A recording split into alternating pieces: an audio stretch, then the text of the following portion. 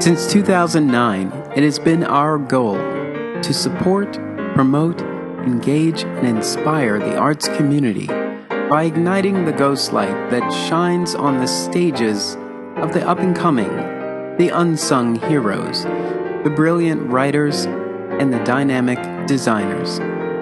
Our podcast breaks the fourth wall to give you an inside look at the plays and the players. Stay tuned. Rep Radio is on the air.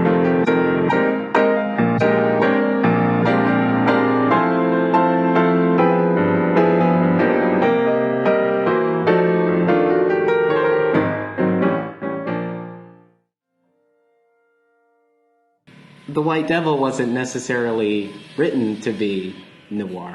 Didn't know what it was back then. Yeah, exactly. So I thought that was kind of interesting. So I thought we'd have a nice little fun conversation about Great. Yeah, I love favorite noir films. Oh my god. Yeah. That was like homework for the actors. Yeah, cool. All right. Welcome to Rep Radio. I'm your host, Darnell Radford, and you might hear some construction in the background because Philadelphia, apparently they're just prepping for millions of people to come move into the city. Well, it's draft night as well. Yes, but the weather broke. It was disgusting and gross for the past couple of days, and my voice was saying the same thing, but now we're here. And so I'm here in Rep Radio Studio C with Damon Benetti of Philadelphia Artist Collective. Damon, welcome to Rep Radio. Thanks, Darnell. Thanks for having me. And so we're here to talk about the upcoming production, The White Devil. Yes. So Philadelphia Artist Collective is doing The White Devil by John Webster. Mm-hmm. It's considered a classic tragedy, mm-hmm. But we're looking at it as a thriller. It's not really a play that has what you would term that classic kind of defining tragic hero, like a Hamlet or an Othello or Macbeth or somebody like that. But it's something that feels more contemporary. It's something that feels more of this age. It's a dark world. It's a gloomy world. It's a world of shadows and suspicion. And so our into how this play is being done is the world of film noir. Mm-hmm. Because thinking about the play, and when I first took a read of it, I was like, what does this remind me of? And there's one particular scene where one of the characters tells a speech and uses this allegory to try to get someone to kill her husband for her. And I was like, where did I see this before? And this is Double Indemnity. And then I kept looking throughout the script, and I kept finding these moments that reminded me of these classic films. And I realized that's the way to do this, is that it's not a tragedy, but it's a thriller. And in that kind of way, it is kind of edge of your seat. There are a lot of shocks. There are a lot of surprises.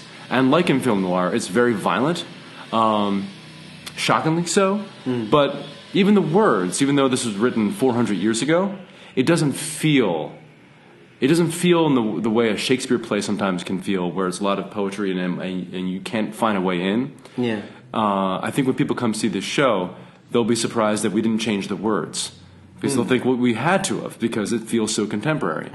But whether it's good or bad, it speaks to the human condition, which, for better or for worse, hasn't changed in 400 years. Yeah, doesn't it blow your mind how this, we keep coming across so much written text that has been written hundreds and hundreds of years ago, and it's still valid today, and it almost feels like it was an article we just plucked out of a paper from like a couple of weeks ago. Were they just talking about this a couple of weeks ago? Right, right. No, they were actually talking about this a couple of hundred years ago, and we're still talking about it today. Well, the motivators in White Devil are ambition, greed, and lust. Yeah. They're the three things that drive pretty much all the characters in the play. Yesterday. So it's like, it's yesterday, it's today, and unfortunately maybe all of our tomorrows. Yes. But yeah, so when you look at it when you look at it that way, it does feel contemporary. The characters do feel like we've seen these characters before. They do feel not removed from us the way, a Julius Caesar might, or even like the world of Midsummer in a way. When you think about Midsummer Night's Dream and the world of fairies and these Greeks and things like that. But it's a world, especially the way that we're setting it, is very much of our times. Yeah.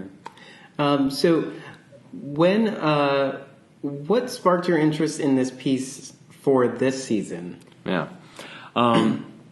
So the very first show that we ever did was called The Duchess of Malfi, which is Webster's great tragedy. He wrote two tragedies. He wrote The Duchess of Malfi and he wrote White Devil. So our first show was Duchess. And it was great, and it brought together a lot of artists that we started to work with for the first time. So it was myself and Dan Hodge and Charlotte Northeast and John Lopes and Brian McCann and Adam Altman, and it was the first time we'd all worked together, and it was such a great play that now at 7 years on, and with Broad Street Ministry being our home base. Mm-hmm. Now this is probably our last show at Broad Street because the ministry is expanding. Okay. So the room that we've used as our performance space is now going to be used more in tune with the ministry. Even like during our time there, when we've been in residence there and we had an office and we had storage space and like the second floor was entirely empty. Now they use a lot of that second floor space for the coat closet.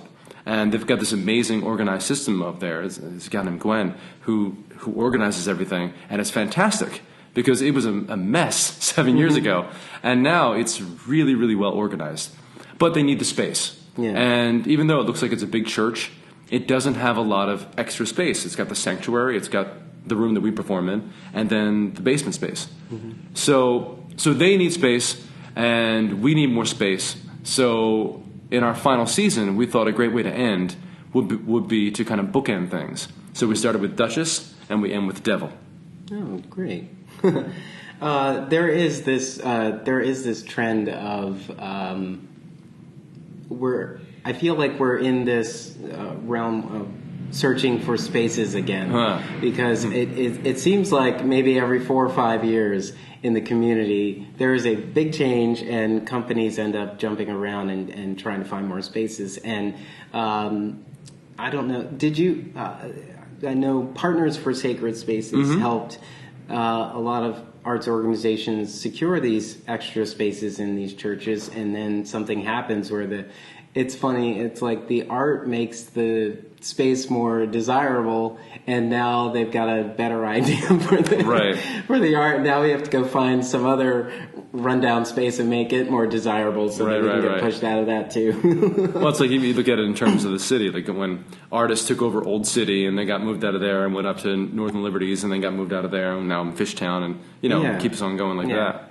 To depart just a little bit, or have you guys thought about where your next venue is going to be? Well, one good thing about the company is that we've done a lot of stuff site specifically. Mm-hmm. So we've never really been tied down to we need a theater space. Yeah. So we had planned, knowing that this was going to be our last year at BSM, we had planned that, okay, we want to find a space in a couple of years. So we anticipated we're going to do some stuff off site for the next couple of years. So I can't I can't say the thing yet, but it looks like we have secured a venue for the Fringe. Irons on fire. Yeah, so we haven't been in the Fringe since 2015. We didn't do a show last year. Okay. So we're back to the Fringe, and this is going to be another really kind of exciting space, kind of similar in a way to when we did Eugene O'Neill's The Sea Plays on board the Gazella. So it's going to be that kind of experience. Very immersive, very much a place that, as far as we know from the people that we've talked to, they haven't had a performance like this in this space. So it'll be a first time for us and a first time for this venue as well. Oh, that'll be really cool. Soon I can announce. Well, we'll keep our ears open. Thanks. So what are the essential elements of noir? So when you think about classic noir, you're looking at a world that, when you think about it and when you look at these films, that are black and white. Mm-hmm. But I also like to think about it in terms of that gray, because it's a murky world. It's a shadow world. It's a world of fate, where characters are aware of fate, yet struggle against it anyway, knowing that they're probably not going to get out of this situation. When you think about classic noir, you think about the femme fatales, you think about the heavies, you think about the luckless characters that get caught up in it and get grinded up by it. You think about a world that's ultra violent, but also somehow really, really darkly funny at the same time. When I think about some of my favorite noir films, of course Double Indemnity is up there. And there are a lot of similarities, especially with the character that Barbara Stanwyck plays, to Vittoria, who's the lead character in The White Devil. I look at, and I gave as homework to the cast, a movie called Kiss Me Deadly, which is it's a Mike Hammer. It's a Mickey Spillane Mike Hammer film. So it's from '55 or '56, and it's Ralph Meeker, the great actor Ralph Meeker, playing Mike Hammer, and it's insane the stuff that happens in this film. Have you seen it? No, I haven't. It's on YouTube. So you can watch this thing. I had to do a little bit of research. I wanted to make sure that I was on the right path when I was thinking about the films that I had classified as noir. And so I was looking through a list of like the top 100 films, and Double Indemnity was on the top of that list in there. Yeah. There's also something about the world of noir, which is there's a complexity to it. Like people, which one is it? The Maltese Falcon. Yeah. That even when they were filming it, they had no idea what was going on because the world is that complex, and you can't tell who's double crossing who. We've tried to make that clear in The White Devil because you can't rewind it and go try to figure out like what happened. But there is that kind of sense of this world where people say one thing and do another. It is this world where, like in most film noir, where people are climbing, they're trying to climb their way to the top, and they're going to try to get there however they can, by any means possible. And because this was written in 1612, it's a Jacobean tragedy. So because of that, the Jacobeans like to find very interesting ways to kill people. And Webster in particular, for people who don't know who John Webster is, he was a contemporary of Shakespeare. A near contemporary. People would recognize him from Shakespeare in Love, that movie with Joseph Fiennes and Gwyneth Paltrow, because he's the little boy who's feeding mice to cats. And they're like, "What's your name, boy?" "John Webster. I like the bloody plays best." And that's who he is. So he got this reputation as being a very bloody playwright. And this play, it doesn't shirk on that. T.S. Eliot, the great poet, he had said that Webster saw the skull beneath the skin. That's a great quote from Eliot. And it's true, because he seemed to be obsessed with death. And going back to the films of the 40s and 50s, and even if you look at, we were talking a little earlier about, what qualifies as noir, and like there's neo-noirs of Blade Runner and things like that. I look at White Devil and look at it as a direct line from the White Devil through to the movies of Double Indemnity and Kiss of Death and Kiss Me Deadly to Tarantino, to Pulp Fiction and Reservoir Dogs. There's even Kiss Me Deadly was a direct influence on Pulp Fiction. It's that old thing that people borrow from the past and reutilize the past. And even though Webster was 400 years ago, there are things in this play that you'll go, "Oh, is that where that came from?" And I feel like the more modern. I guess more modern noir tends to be set in L.A. In that sort of area, because I was thinking about one of the courses I took at college when I went to the Art Institute of Philadelphia, and we knew we were going to watch a film that day, and the instructor was like, "We're going to watch Mulholland Drive." Oh. And there's so many questions about it. Like, people love it, people hate it, but we're going to have a nice little discussion after it. And I remember being, like, very confused at the same time, but, like, so, like, whoa, like, you know, just on the edge of my seat the whole time, because I felt lost, but this story was continuing to pull me in, much like the character was being sucked into the world of LA and being trapped by all of everything that was going on too. So I thought about that.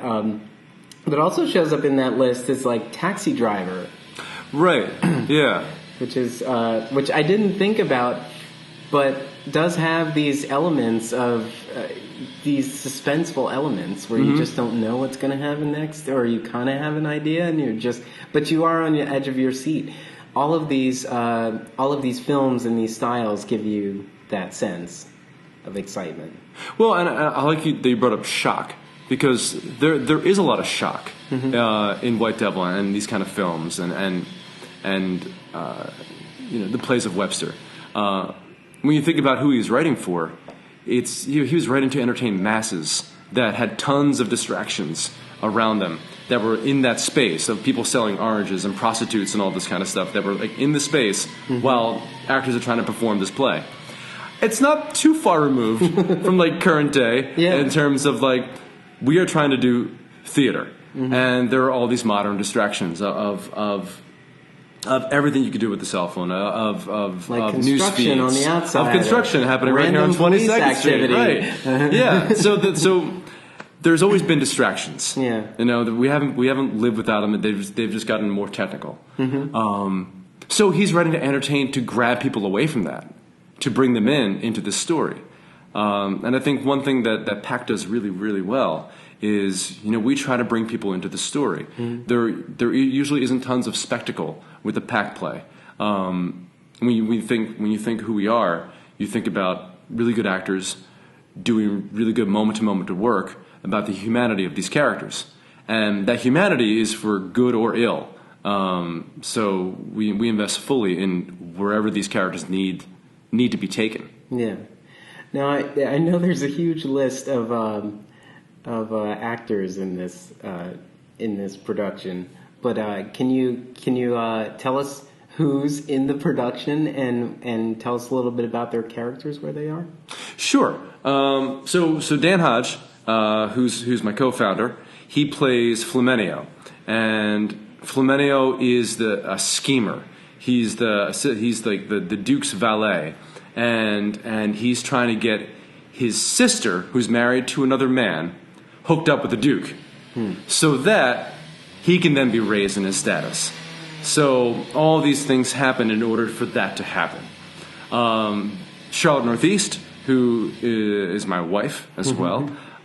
Charlotte, who's also an associate, plays Vittoria, who plays Dan's sister, who is married, but is trying to get out of this marriage so she could be with the Duke. Also in the play is Jared Reed. Jared Reed is the artistic director of Hedgerow Theater and a phenomenal actor. And he is playing Bracciano, who's the Duke that everyone's trying to get set up with. Also in the play are Brian McCann, who plays the Cardinal, who then becomes a Pope.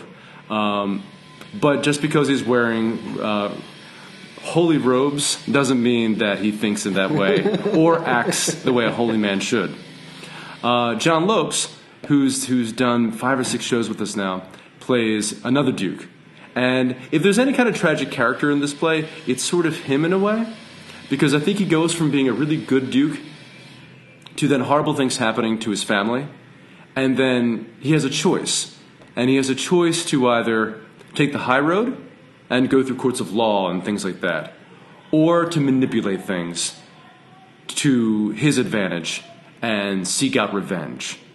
And he goes from being a good guy, but also someone who's a hothead who can't control situations, to someone who's much more subtle, much more scheming, much more the Machiavellian type character that we think of with Italian revenge drama. We have some newcomers to the PAC. David Pica, who's done a bunch of stuff with Azuka and with Inishnua. He's playing Lodovico, who I've told him is kind of like a Tommy Udo type character from Kiss of Death. And if you don't know what Kiss of Death is, it's that famous one where Richard Widmark pushes a wheelchair-bound grandma down a flight of steps, cackling the entire time. So he's sort of the Richard Widmark of this thing. People are like, who the hell is Richard Widmark? Look him up, people. Look him up. Alexi Braverman, Alexandra Braverman, she's done a lot of work down at the Shakespeare Center down in Staunton. And so, but she's local to the area, and she worked at Philly Shakespeare a couple years ago. But she's playing sort of that classic kind of gun mall type character that Peggy Cummins did so well in Gun Crazy, which is another fantastic noir. J.J. Van Name, who's done a ton of stuff with Philly Shakespeare, and I worked with a long time ago there when she played the nurse and I played Mercutio. She's playing Cornelia, who's the mother to all to Dan and Charlotte's characters, but is sort of a Piper Laurie from Carrie type character in the terms of her zealousness toward religion. I'm trying to think who's running out this cast. Mary Lee Benaric is in it, and Mary Lee has a great track because she's double cast. She's playing Isabella, who is the unfortunate wife to the Duke, and who's very prim and proper. And then she's playing Zanchi, who's this kind of down and dirty serving woman to Vittoria, and who's also Dan's character's on again, off again girlfriend in the play. Also, we've got Adam Altman, and Adam was back in Duchess of Mafia with us as well. And he's got this utilitarian role of playing like a bunch of characters in this, but the big ones he's playing are Camillo, who's Vittoria's first husband, and also playing Hortensio, who's a character that comes in at the end and sort of sets things straight at the very, very end. I think I named everybody. Did I miss everyone? You got a thing in front of you? Yep, it's JJ, Jared, David, Charlotte, Brian, John, Dan, Alexandra, Mary Lee, Adam. Yeah. So that's a cast. And then, so we got a lot of old favorites coming back for the production team. Yeah, talk about some of those production elements, because we're going to be looking for that. I mean, because like, talking about noir, you're looking at those shadows and that black and white kind of world. So lighting-wise, I think it's going to be really interesting for us, because we don't really normally do a lot in the way of lighting. Because if you've been to Broad Street Ministry, it's like the space is the thing. Yeah. And that is sort of the thing again. But we are playing with light and shadow a whole lot more. Stefan Aronson is a resident designer at Rutgers Camden, and he's a world-class cellist. And so he's going to be playing live for the show, and he's creating music for the show, and he'll be playing other instruments as well. But we're going to have a little bit more of a soundscape than we normally have as well. Sometimes, like He Who Gets Slapped, we had a little band made up of the actors. So this end, that was like all in like one little corner. This is going to be something that might be sounds coming from different places, which when you think theater, of course, because you have speakers. But this is going to be a kind of a new experience for people coming to Broad Street Ministry and hearing this person, hearing Stefan, and the music that he's going to create for the show. Cool. Yeah. Let's see. So I had I was thinking about some of the recent noirist experiences that I've had. I've been, and I had to laugh because I've been watching Archer.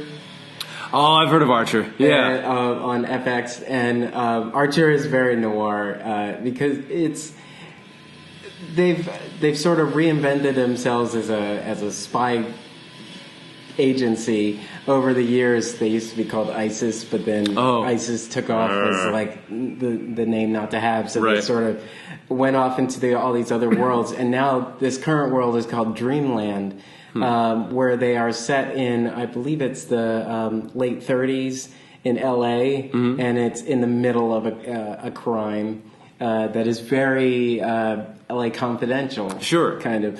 That's another one. LA Confidential is a great one. Yeah, so I was thinking about that. And also last weekend I had the fortunate pleasure to experience Sunset Boulevard on Broadway. And, okay. I was was thinking about that because everyone kept saying like, "Oh, did she do the?" They had all these references, and I was like, "How do you from when?" I was like, "I don't remember," but it had been produced in '94. I saw that one, and I was a freshman in high school at that time, so I didn't know anything about it. So when I got to see it, I was just pulled back to all of the elements of the film that I remembered, and I felt like a lot of people were just waiting for those key key moments. But that was very much enjoyable too. And I was thinking, I was like, what draws us to noir? What draws us as people to noir? And is it any different than anything else in terms of that excitement? What's so exciting about noir? It's like when you think about film, it's like one of those really very American genres. Mm-hmm. It's like that and the Western were like created by America. You feel That's like, true. Do you know what I mean? It's like you couldn't have the Western, you couldn't have film noir without America. Mm-hmm. And both are sort of similar when you think about in terms of like good and bad. Yeah. It's just one takes place outdoors more and on horses. Yeah. And I think we're drawn into that world because we love that kind of suspense. We love that kind of darkness. We love to. It's funny, sometimes we want, the frivolous musical and to like kind of sit back and just kind of just like let it all wash over you. Uh-huh. And then sometimes you want to sit on the edge of your seat. Yeah. And you want to try to figure out what's going to happen next. Mm-hmm. You think about. I don't know, I'm trying to like Sixth Sense or something like that without giving away the ending if no one knows the ending by now. Yeah. But like that time, like after you watched it and then going back to watch it to look at all the clues. And you're like, they were all there the whole time. Right, they're there the whole time. And I think it's the same way with our show, is that there's these little things that get dropped every once in a while. Mm-hmm. And, we're kind of laying it out for you, but there is a mystery that they're trying to solve throughout the course of the play about who murdered who and who's on whose side. And to see where alliances happen and where alliances break. And did they actually break? Or is it just a ruse? So that's really fascinating because we love to try to, as people, we love to try to figure things out. So I think that's part of the attraction of noir. I think another part of it is just, it's such a style. Mm-hmm. That, it's the guys in the trench coats and the hats. And the guns, and it's the women, dressed to kill, literally. Yeah. And, and we love that. I mean, it's the images of, talking about L.A. Confidential, and I'm thinking, who's that, Kim Basinger, is not far removed from going back 50 years, 60 years, or whatever it was, and looking at Veronica Lake in This Gun for Hire. Yeah. So these things repeat. So when it's interesting when we talk about history and we talk about a play that's 400 years old, it's not. It's not because things repeat. And we see how these genres come back. It's like fashion, Yeah. It's like fashion goes out of style and then it comes back in style. And, it's the same thing with genres. There was a point not too long ago where there seemed to be a bunch of Western movies that were being made. Mm-hmm. And now we don't see them much anymore. Yeah. And now we're into, I don't know, what's like the thing now? There's tons of superhero movies. And I feel like that's been the thing now for like the past 5 years. But now it's like it's got to be a huge blockbuster. It's like we have to reach $1 billion or we can't send this into the movie theater. Right. But then every now and then it's like, but we just want to laugh sometimes too. Yeah, a classic kind of modern noir is Brick with who's that? Joseph Gordon-Levitt. Was that him? Yeah, I think that was him. I think that was 2005. Something like that. Yeah, that was in the list. I was looking at it. Was it? I was like, okay. Was that Hick? Yeah, because it kind of looked like a young Keanu Reeves too. Mm-hmm. But yeah, I think so. I think that was the first thing that kind of like brought him back into the mainstream. Yeah. What did I have on my list? I had Memento. Oh man, that's Zodiac. Yeah. Oh, Zodiac. Fargo. Okay. Fargo was on the list as noir. Yeah. Chinatown. Of course. Fargo's interesting because Fargo's also really funny. Mm-hmm. And I'm just tying things back to White Devil. Fargo, because Fargo is very funny, and White Devil has these really funny moments too. Like we're talking about, like one of my favorites is that Kiss Me Deadly that I talked about, which is super violent, but also really funny at times. Just really, and the plot twists in it are great because you don't see certain things coming. I was thinking of, I remember when I was younger, I guess I had to be about 8 or 9, and I felt like, I guess this is kind of like a noir parody. Johnny Dangerously. Oh. Yeah, I mean, I think Johnny Dangerously, that lives more like, because it's a slippery slope from noir into the gangster film. I know, but I remembered what I liked about all of that, and like Dick Tracy, and seeing all that, was that style, that fashion, those rich colors, and those, and the camera angles, and the shots in the shadows, like you said. And then I was thinking, I was like, wow, if I had paid attention, I probably would have known, earlier on that I was just like, I'm a noir buff, right. Or let me go find all the noir I've missed. Like, I'm gonna go back to that top 100 list and go watch all of that again. Right, go look at the Third Man and all that kind of stuff. Yeah. What do you hope an audience will take away from the experience from PAC's experience of the White Devil? Well, looking at it, like I said in the beginning, as it's a thriller. We're hoping to thrill you. We're hoping that, as part of the mission of PAC, which is that we do these rare classics, and they're rare classics in the sense that they don't get performed very much because they're hard to do. They're hard to do, and they're not the kind of classical plays that most companies will take a risk on because they don't have that commercial name of, it's not Shakespeare, it's not that name. And the plays are plays that we might not be as familiar with. But we enjoy taking that risk. I think when people come to see the show, I think what I'm hoping that they get out of it is just how contemporary Webster is, and just how those kind of human situations that happened 400 years ago haven't gone away. That these things that are the great motivators for many, many people in this world of ambition, greed, and lust are still those main motivators today. So, there's lessons to be learned in that. But at the heart of it, just like with those great noirs, they weren't meant to teach you something, but they were meant to thrill you, to entertain you, and maybe make you feel good that you don't live in that kind of world. That when you emerge from the theater, you can gotta go, all right, let me get that horrible off me right now.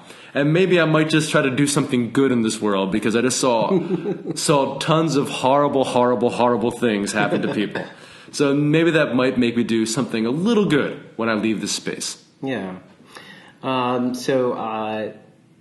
It's called The White Devil. It's written by John Webster.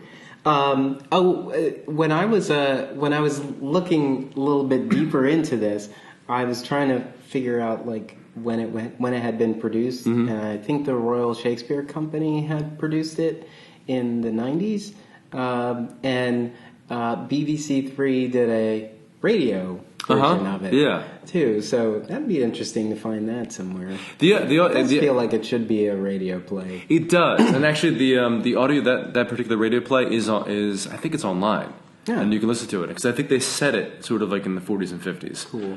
So it's got that kind of, you hear cars as opposed to horses. As far as I know, there hasn't been a professional production of The White Devil here in Philly in, probably over 50 years. Maybe there was something that came through in the 20s, 30s, or 40s or something, but of the companies that are around now, none of them have produced it. In New York, it was done maybe in 2012, and England does it, London does it all the time. It's one of the staples. There was a recent production just this past a few months ago, and then there was another one I think maybe in 2014 2014, another one before that in 2012. So, and these were done by the National Theater. They were done by National Theater. What was the other one? The Royal Shakespeare Company. I saw a production of this. Darnell, I can't believe I forgot to talk about this. This is great. People. Tell me. Okay, I was in England in 2002, and I went to grad school, and they sent me over there for summertime with my class. Mm-hmm. And so I saw a ton of shows. I saw like 40 shows while I was over there. And so one of them I went to see was The White Devil, because I'd never read it, and I love The Duchess of Malfi, and that's one of my favorite plays. So me and my friend, two of my friends, we went to this little... the second stage of the Adrian of London. So I went to this little space in Greenwich and watched this really bare bones production of The White Devil. That was terrible. Aww. It was not very good at all. And I remember leaving an intermission, and I was going downstairs, and they had like meat pies and stuff like that. And I'm grabbing a meat pie and going, do we want to go back in? It's like, we have to go back in. We have to see how the thing is going to end. And I was struck in the second act how it's the thing about Shakespeare. It's like you can go see a bad production of like one of his plays, but there are going to be moments that all of a sudden stick with you that are really, really good. Yeah. Because Shakespeare always wins.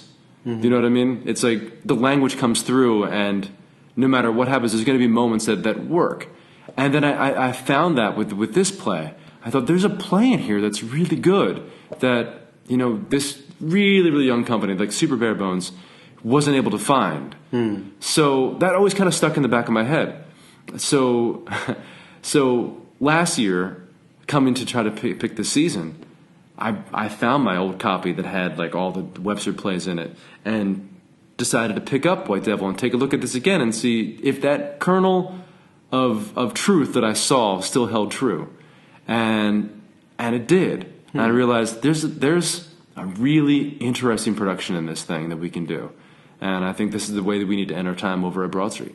Oh, great. Yeah. Well, I'm looking forward to this, and if you're all listening and you're still listening, you should be looking forward to this too. You can go over to philaartistcollective.org and get your tickets. This production runs May 3rd through the 20th at Broad Street Ministry. And Damon, it's been a pleasure chatting with you and waxing about various noir films and breaking down this whole story, because I didn't know a lot about John Webster until I looked into all of this, and now I feel like I got to go find that script. Yeah, he's a great writer. I mean, he's considered second to Shakespeare. Yeah, and it's saying something considering that's Marlowe and Johnson and all those guys down there. Like Webster's writing is that strong that it compares with the best of the bard. It kind of fits in this area of like, there's this whole We the Detectives series being promoted through the Free Library. We just did an interview with New Paradise Laboratories about Gumshoe 101, and so I feel like we're all kind of in this sort of mindset of like, I want to be. Well, you know what's interesting? That mystery is looking at the time period that these plays were written, the Jacobean time. They were coming from an age. Try to draw the analogy here. They were coming from an age where a great ruler had just died, so they just lost Elizabeth, and so the country was in mourning. And someone who had taken them through tough times and brought them out of dark times had just died, and all of a sudden, a new ruler took over. And all of a sudden, things became a lot darker. They became a lot more about. You notice, like in the plays, they became more violent. There was more witchcraft. There was a lot more suspicion in these plays, and just like today, how writers imitate the times. Yeah, the writers back then imitated the times as well. So, you look at Shakespeare and how he wrote Much Ado About Nothing and Two Gentlemen of Verona, and that was Italy then. And it was like, a time of fun and romantic entanglements and all that kind of stuff, and comedy. And then all of a sudden, Elizabeth is gone, and James takes over, And now we're in a world that Italy is Othello. Italy is in Webster, is Duchess of Malfi, is Women Beware Women by Middleton. It's all of a sudden gotten really dark really fast. So, just like they imitated the times back then, you can draw comparisons. I don't know. It's like, you got to reach for it here. Oh man, yeah. It's like, and as long as we're in the theater, we can draw that comparison, and we're amazed, and we spark brilliant conversation, and then we walk out of the theater, and we're like, oh God, we're living in this. How long until we get back to happiness and falling in frivolity? Well, anyway, escape into a theater, escape into the White Devil with Philadelphia Artist Collective. Awesome. Thanks, Darnell. Damon, thank you so much for chatting with me. It was a pleasure. Me too.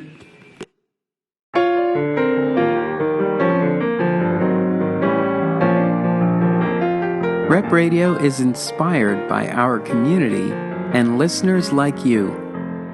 Our operation is a fiscally sponsored project of Fractured Atlas.